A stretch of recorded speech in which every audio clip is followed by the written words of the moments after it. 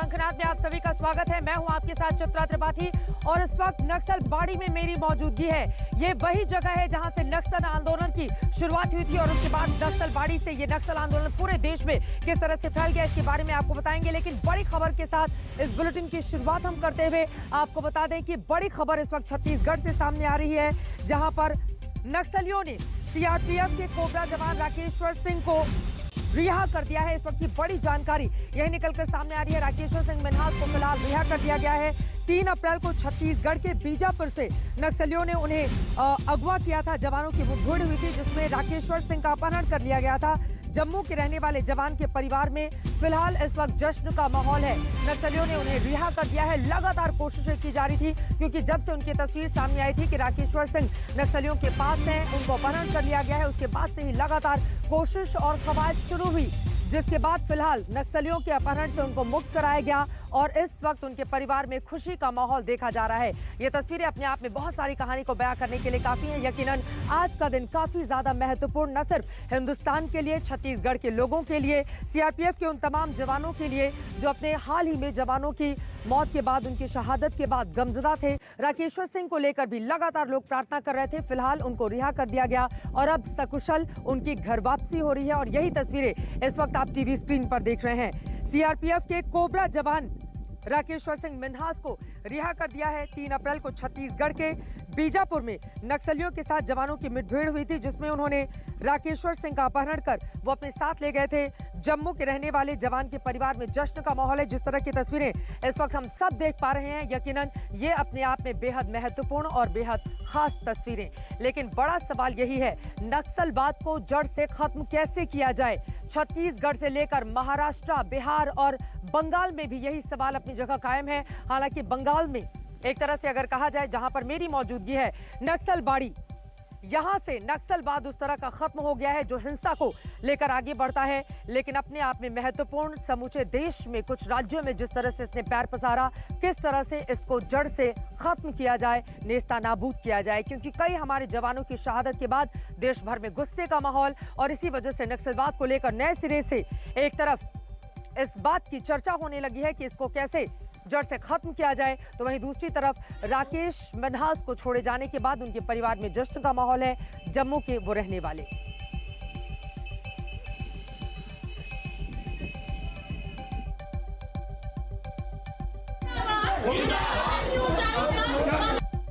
मैं बहुत खुश हूँ और मैं सबसे पहले थैंक्स गॉड, भगवान को बोलूँगी, उसके बाद गवर्नमेंट को बोलूँगी, central government, state government, Chhattisgarh government, उसके बाद मीडिया को और फोर्स को बोलूँगी थैंक्स सो मच।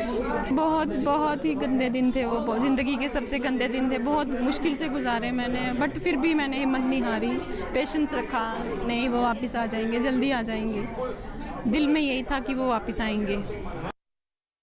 परिवार में जश्न का माहौल है। यकीनन सकुशल घर वापसी के लिए लगातार लोग प्रार्थना कर रहे थे, पूरा देश उनके लिए प्रार्थना कर रहा था। और अब जब जवान राकेश्वर सिंह मिन्हास की घर वापसी हुई है, उसके बाद चारों तरफ जश्न का माहौल देखा जा रहा है। इससे जुड़ी हुई जैसे और नई जानकारी सामने आएगी, अपने घर जैसे ही वो पहुंचेंगे, वो तस्वीरें भी आप तक पहुंचाएंगे। लेकिन उसके पहले अब बात कर लेते हैं इस नक्सल बाड़ी की। आपको बताते चले 1967 का वो दौर, यानी कि 60 के दशक के बाद यहाँ पर नक्सल आंदोलन पर धीरे धीरे उसकी जड़ें पूरे देश में फैलती हुई चली गई। हालांकि यहाँ पर जल जंगल जमीन को लेकर इस आंदोलन की शुरुआत हुई थी, लेकिन उसके बाद हिंसा का एक लंबा दौर इसी पश्चिम बंगाल ने देखा। लेकिन अब नक्सल बाड़ी से फिलहाल नक्सल आंदोलन उस तरह से दिखता नहीं जैसा कि छत्तीसगढ़ की तस्वीरें सामने आई हैं, जिससे पूरे देश के सामने ये यक्ष प्रश्न खड़ा किया है कि नक्सलवाद को जड़ से खत्म कैसे कर दिया जाए। इन सब के बीच बड़ी जानकारी ये भी आपको दे दें, चौथे चरण के लिए चुनाव प्रचार का दौर आज खत्म हो गया। मिथुन चक्रवर्ती, जो एक दौर में नक्सलवाद के बड़े और कड़े समर्थक माने जाते थे, अब भारतीय जनता पार्टी के वो बड़े नेता हैं। बीजेपी के उम्मीदवार के पक्ष में प्रचार करने के लिए जब वो पहुंचे तो आनंद फानन में आखिरी दौर में उनके इस प्रचार को उनकी सुरक्षा का हवाला देते हुए कैंसिल कर दिया गया। फिर क्या था, भारतीय जनता पार्टी के समर्थक भड़क उठे। अभी प्रचार की स्क्रिप्ट रेडी थी, रोड शो वाला सेट रेडी था, लाइटें रेडी थी, कैमरे रेडी थे, चुनावी डायलॉग बोलने के लिए अभिनेता रेडी था। लेकिन कोलकाता प्रशासन यहीं पर डायरेक्टर बन गया। मिथुन की प्रचार वाली पिक्चर शुरू होती, इसके पहले ही कट के साथ पैकअप का आदेश आ गया। मालूम चला कि मिथुन का रोड शो कैंसिल। पुलिस तुम एक काम करो, पूरी बात के जांच करो। Sir, I don't understand. Amra kotay. I have finished almost 37 campaign today. Till now it will be 41. I have kotay देखें. Where did you see? कहाँ देखा आपने कि हमारी तरफ से किधर भी कोई इतनी सी भी बात है जो हिंसा पैदा करे? ये सब तो उस तरफ से आ रहा है. तो लॉ एंड ऑर्डर का प्रॉब्लम किधर है हमारी तरफ से? बट हमको जानना है क्या कॉज क्या है कि आप कैंसिल कर रहे हैं. मिथुन चक्रवर्ती कोलकाता में बेहाला पश्चिम की सीट से बीजेपी की उम्मीदवार श्रावंती चटर्जी के लिए प्रचार करने पहुंचे थे, मगर उनके रोड शो को इजाजत ही नहीं मिली. अब इजाजत नहीं मिली तो श्रावंती चटर्जी भी बेपर पड़ी. মানুষ জনতা আজকে জনতা দেখছে যে আমার সাথে কি হচ্ছে, এটা তো ঠিক না. সবকিছু ডিসাইড হয়ে গেছে, সেখানে গিয়ে হঠাৎ করে আটকে দিচ্ছে. নিশ্চয়ই তার পিছনে ভয় আছে. এত ভয়, আমি সেটাই ভাবছি. আমার নিজের হাসি পাচ্ছে যে এত ভয় মানুষের. যারা এটা করছে, যারা পুলিশের সাথে কথা বলে যেগুলো হচ্ছে, কি কারণে দেওয়া হচ্ছে না, নিশ্চয়ই কোনো একটা কারণ থাকে, সেই কারণটা আমাকে জানতে হবে. मिथुन के साथ बाबुल सुप्रियो थे. इसी कोलकाता के टॉलीगंज से बाबुल सुप्रियो भी उम्मीदवार हैं. आज जब मिथुन का रोड शो रद्द किया गया तो बाबुल सुप्रियो भी साथ थे. सुनिए उन्होंने नाराजगी कैसे जाहिर की. दीदी बौखला गई है और ये वायलेंस के जरिए जो हमेशा उन्होंने किया है डेमोक्रेसी की हत्या, वो करने की कोशिश करी है. ये भी यहाँ पे भी इन्होंने बंद करने की कोशिश की, परमिशन नहीं दिया. लेकिन हमने टॉलीवुड के जो टेक्नीशियंस के ऊपर जो दहशत फैलाते हैं, अरूप विश्वास के भाई स्वरूप विश्वास, उसके खिलाफ लड़ने के लिए दादा यहाँ पे आए. चौथे चरण के लिए बीजेपी की ओर से दिनहाटा में जेपी नड्डा रोड शो कर रहे थे. मिथुन के रोड शो रद्द किए जाने की जानकारी मिली तो उन्होंने भी ममता बनर्जी पर निशाना साधा. हर तरीके के हथकंडे ये ममता जी अपनाएंगी. बौखला गई हैं, गुस्से में आ गई हैं, गुस्से में आ गई. जहां मिथुन के रोड शो को रद्द किया गया, ये पूरा इलाका बांग्ला फिल्मिस्तान है. यहाँ पर बांग्ला सितारे रहते हैं. टीएमसी को मालूम है कि इस इलाके में मिथुन के प्रचार का मतलब क्या है. वजह भले ही मिथुन के सुरक्षा के इंतजाम पुख्ता न होना बताया गया हो, लेकिन मिथुन को लगता है कि टीएमसी अन्याय कर रही है. बहुत दुख की बात है कि हमारे प्रेसिडेंट के ऊपर आप आघात कर रहे हो. फिर भी हम 29 तक सर झुका के खड़े रहेंगे. हम ये होने नहीं देंगे, संतरास होने नहीं देंगे. वोट कराएंगे, उसके बाद जो फैसला आएगा तब बात करेंगे. चौथे चरण के लिए टीएमसी और बीजेपी ने पूरा दम लगा दिया है और दोनों ओर से जुबानी जंग तेज है. इंद्रजीत कुंडू, कोलकाता, आज तक. नक्सलवाद के समर्थन में कभी जमकर इस नक्सलबाड़ी में आया करते थे मिथुन चक्रवर्ती, लेकिन अब वो बीजेपी के नेता हैं. टीएमसी से बीजेपी का बड़ा और कड़ा मुकाबला माना जा रहा है. लिहाजा मिथुन चक्रवर्ती को जमीन पर उतरने नहीं दिया गया और ये सितारा अगर जमीन पर नहीं उतरा तो फिर आपने देखा भारतीय जनता पार्टी के समर्थक किस तरह से अपनी नाराजगी व्यक्त करते रहे. लेकिन चौथे चरण का चुनाव अपने आप में बेहद खास है, क्योंकि बहुत सारे ऐसे टॉलीवुड के सितारे हैं जिनकी प्रतिष्ठा और किस्मत दांव पर लगी हुई है. बीजेपी, टीएमसी और अन्य दूसरी पार्टियों की ओर से भी जमकर उम्मीदवारों को मैदान में उतारा गया है जिनका सीधा सीधा कनेक्शन बॉलीवुड या फिर टॉलीवुड से है. ऐसे में सबसे बड़ा सवाल यह है कि टॉलीवुड की जनता को सिर माथे पर कैसे बिठाएगी जो जनता है जब मतदान करने के लिए जाएगी, किसे बिठाएगी और कौन कौन से वो मुद्दे होंगे जिनको जेहन में रखकर करेगी वो मतदान. प्रतिष्ठा पर टॉलीवुड के इन बड़े बड़े कलाकारों की बड़ी प्रतिष्ठा.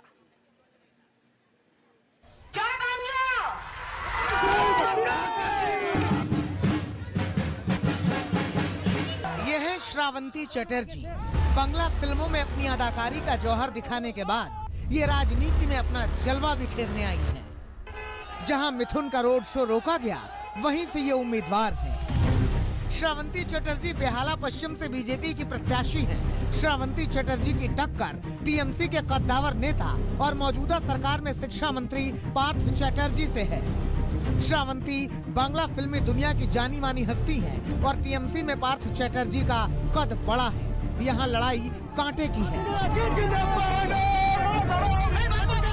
बेहाला पश्चिम की तरह ही बेहाला पूर्व में भी अभिनेता और नेता की टक्कर है. बेहाला पूर्व में बांग्ला फिल्मों की अभिनेत्री पायल सरकार बीजेपी की टिकट से मैदान में है, मगर पायल सरकार की टक्कर यहाँ जबरदस्त है, क्योंकि टीएमसी ने यहाँ से कोलकाता के पूर्व मेयर और पूर्व बीजेपी नेता रहे शोभन चैटर्जी की पत्नी रत्ना चैटर्जी को टिकट दिया है। इसके अलावा फिल्मी सितारों की जंग में केंद्रीय मंत्री बाबुल सुप्रियो भी शामिल है। बाबुल सुप्रियो कोलकाता के टॉलीगंज सीट से उम्मीदवार है। बाबुल सुप्रियो के सामने ममता सरकार के मंत्री अरूप विश्वास है। बाबुल सुप्रियो की राह यहाँ आसान कतई नहीं होने वाली, क्योंकि अरूप विश्वास इसे सीट से लगातार 3 बार से चुनाव जीतते आ रहे हैं। अरूप विश्वास टॉलीगंज को अपना गढ़ मानते हैं। एक दिन पहले ही ममता बनर्जी ने भी यहाँ अरूप विश्वास के लिए रैली की थी। विश्वास के सामने इस बार बाबुल से पार पाने की बड़ी चुनौती भी होगी। चौथे चरण में बंगाल में कई फिल्मी सितारों की किस्मत दांव पर लगी है। इन्हीं में से एक हैं बांग्ला अभिनेत्री लवली मोइत्रा। लवली मोइत्रा सोनारपुर दक्षिण सीट पर टीएमसी की उम्मीदवार हैं। लवली मोइत्रा के सामने बीजेपी ने यहां से अंजना बसु को मैदान में उतारा है। जाहिर सी बात है कि लवली मोइत्रा की साख यहां दांव पर लगी है। बीजेपी और टीएमसी दोनों ने अब की बार फिल्मी सितारों पर बड़ा दांव खेला है। बीजेपी ने इस बार बंगाली अभिनेता यशदास गुप्ता को टिकट दिया है। चंडी तल्ला विधानसभा क्षेत्र से बांग्ला अभिनेता यशदास गुप्ता बीजेपी के प्रत्याशी हैं। टीएमसी ने यहां पूर्व सांसद अकबर अली खंडकार की पत्नी स्वाति खंडकार को मैदान में उतारा है। इसके अलावा भी पश्चिम बंगाल के चुनावी समर में कई सितारे मैदान में उतरे हैं। बांकुरा से टीएमसी के टिकट पर चुनाव लड़ रही सायंतिका तो लगातार कह रही हैं कि ममता ही फिर से सीएम बनेंगी। कॉन्फिडेंट हूँ, मैं बहुत ज्यादा कॉन्फिडेंट हूँ। मुझे पता है कि बंगाल और बांकुरा दीदी को ही वोट करेंगे, दीदी के लिए ही वोट करेंगे। ममता बनर्जी ने पश्चिम बर्धमान से सायोनी घोष को टिकट दिया है। मान के चलिए कि चौथे चरण का रण फिल्मी सितारों का रण है। आज तक ब्यूरो। तो अपने अपने दावे, अपने अपने वादे, इन सब के बीच अपनी अपनी जीत को लेकर आश्वस्त दिखने की कोशिश में ये तमाम राजनेता। लेकिन 2 दिन के बाद जनता करेगी अपने मताधिकार का इस्तेमाल और उसके बाद करेगी फैसला किसकी होगी जीत, किसकी होगी हार।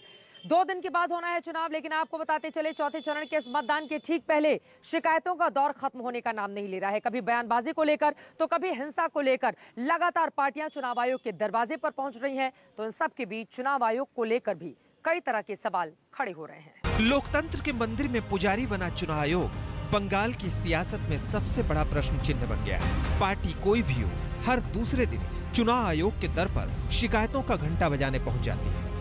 हिंसा, ईवीएम, बयानबाजी, रैली में ना जाने कितनी फरियाद चुनाव आयोग तक पहुंची है। और जब एक्शन होता है तो वो बंगाल के सियासी आग में भी घी का काम करता है। যদি আপনারা এনআরসি না চান, এনপিআর না চান, কে না চান, বাংলায় হিন্দু মুসলমান ভাগ করতে না চান, সংখ্যালঘু ভাই বোনেরা আমার, ওদের একটা ভোটও দেবেন না, ওদের একটা ভোটও দেবেন না, ওদের একটা ভোটও দেবেন না।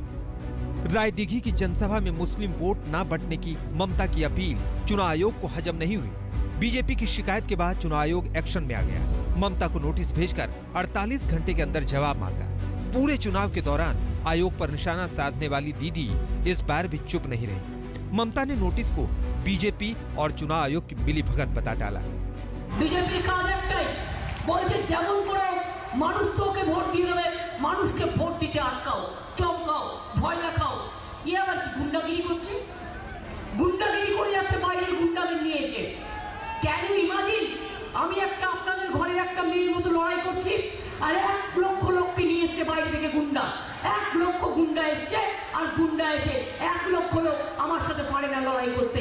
লজ্জা নেই, ঘৃণা নেই, ভয় নেই। ममता के मुस्लिम कार्ड पर पीएम मोदी ने भी हमला किया था। मोदी की टिप्पणी के बाद मुद्दे को हवा मिली और बीजेपी ने चुनाव आयोग का दरवाजा खटखटाया। हाल ही में आपने कहा कि सभी मुसलमान एक हो जाओ, वोट बंटने मत दो।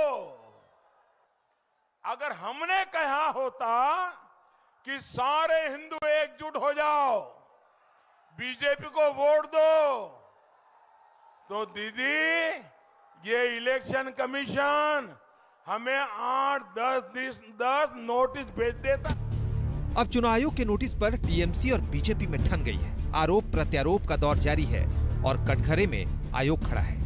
हम अफसोस जताया। हमने अफसोस जताया पार्टी की ओर से कि हमने 1,500 कंप्लेंट किया, उनमें से सिर्फ 3 हमको जवाब मिला है कि क्या निर्णय चुनाव आयोग ने लिया। बाकी जो 13,000 कंप्लेंट हमने भेजा है उस बारे में चुनाव आयोग ने क्या निर्णय लिया, पदक्षेप किया, इस बारे में हमें कोई जानकारी नहीं है। इलेक्शन कमीशन की तरफ से सीएम को एक नोटिस भेजा गया है, क्या कहेंगे इस बारे में? अभी वो सीएम नहीं है, आउटगोइंग सीएम है और वो भी प्रत्याशी थी, उनकी वोट हो गई। उन्होंने इलेक्शन का दायरे पे रह के चलना चाहिए था, उन्होंने सब कुछ भूल चुकी है। चुनाव आयोग के सामने शिकायतों की घंटियां बज रही हैं।